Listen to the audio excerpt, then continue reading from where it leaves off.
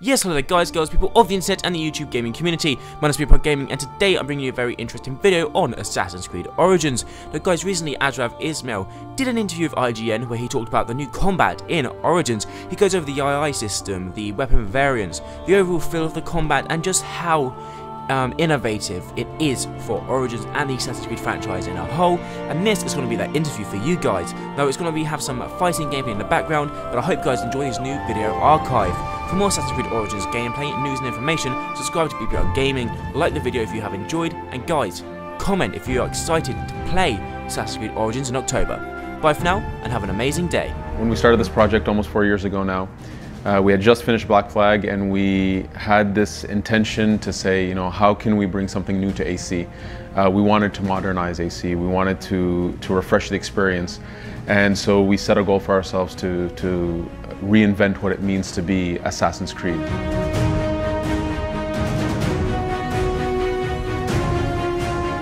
In previous ACs, the fight system was a paired animation system. What that means effectively is that when you press attack, the character avatar and an enemy would come together, almost regardless of distance, or up to 10 meters almost, play an animation and split apart. And we wanted to move away from that. If we wanted to change fight drastically, we knew we had to move away from that, so we went to a hitbox-based system. What that means is if you press attack, you're going to swing your weapon, and if something's there, it's going to get hit and take damage, and if nothing is there, well, you just swung in open air and maybe you've opened yourself up.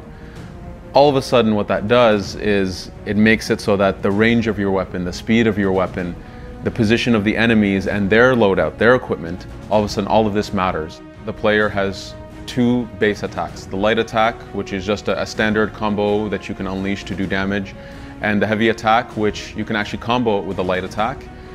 The additional element of the heavy is that it can break the defense of an enemy. So if a shield is up, you can break that. If you charge it, you can put them on the ground.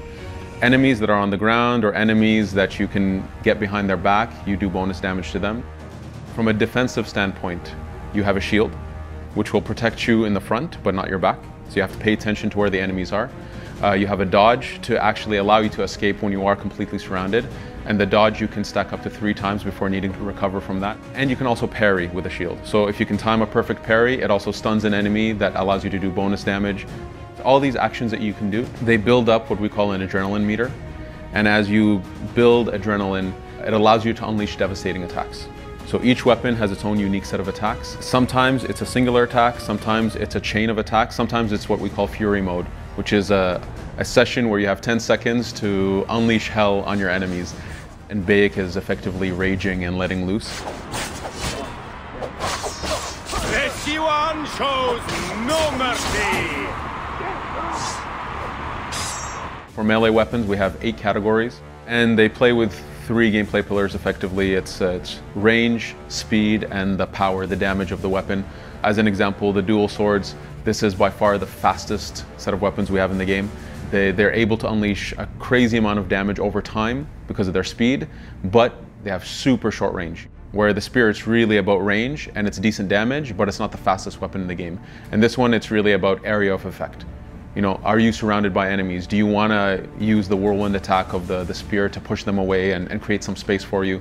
And then we have our ranged weapons, so our bows. And here we have four categories of weapons, and each category has a ton of different attributes and properties, but effectively we have our warrior bow, which is kind of like a shotgun. You shoot multiple arrows at the same time. Bad for distance, but really good for up-close enemies.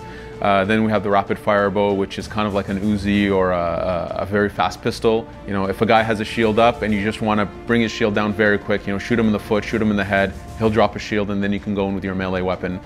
We have the predator bow, which is our sniper, and then the hunter bow, which is a more classic bow type. And then within them, you have the RPG elements that come in, so attributes, properties, damage and stats and so on.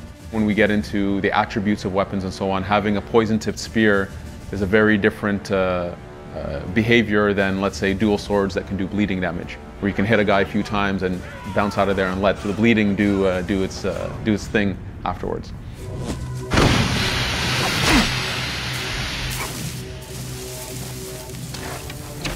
If you want a strong combat system and a long life of an RPG, you need a lot of challenge. You need a lot of types of enemies that can help the player really learn and master the fight system.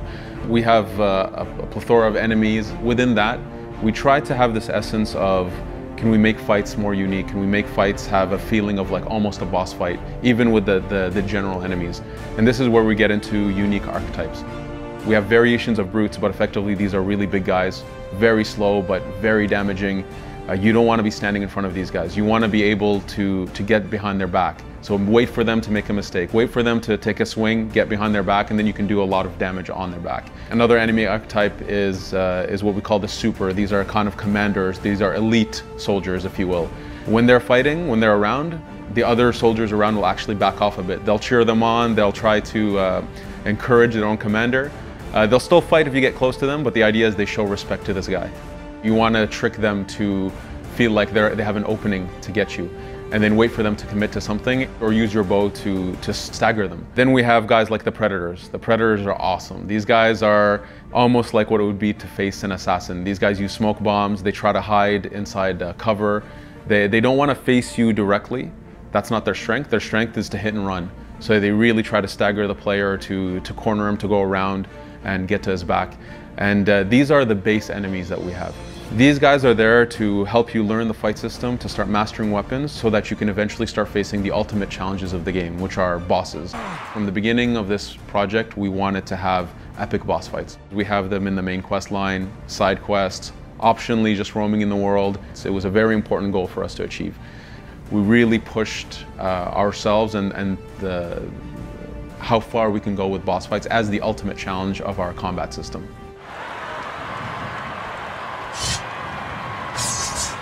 There's two main purposes to the arenas from the initial standpoint, was that they existed in Egypt during this time. So the Greeks had brought them into Egypt. And so we felt, okay, this is a super cool activity that naturally enhances our combat system and our intentions of having boss fights. And two, it was a place that we felt we can really dedicate a true fight challenge. Something that we can really handcraft, you know, bosses, waves of enemies, and so on. We didn't want it to just be an activity in the world. We wanted it to be something that made sense for Bayek to be a part of. And so the initial introduction of the arenas is through the main quest line. And as a player, if you like this type of activity, if you want the rewards and the weapons and the outfits that come from Gladiator arenas, it's optionally there for you. So there are multiple arenas in the world. They start from these really small, tight, very busy and noisy little areas to grand coliseums, to something that's much more epic and grand. Sometimes you fight with specific weapons we give you. Other times you might only have a bow at your disposal in the arena. You know, it's always pits, traps, animals are sometimes used. The idea is that we're always crafting a unique fight challenge that leads you up to a unique boss. And with the unique bosses, we've put a lot of effort to make sure that they really stand out. They have a personality. Sometimes they're super aggressive. They love being out in front of the crowd, you know, blood spilling everywhere. They love that. Other times the bosses are much more subdued. We wanted to make sure that the bosses felt unique and it was exciting. We want players to play these bosses. We don't want people to ignore them. We put a lot of effort to making them really shine. And of course, there's awesome rewards. We had a very deep urge to bring something new, something that was versatile, that was highly impactful, something that was dynamic, something new to our fans who have been with us for a very long time, and exciting them. And I sincerely hope that with Assassin's Creed Origins, that we do deliver that fresh new experience that respects our fans, respects the lore, but feels very different.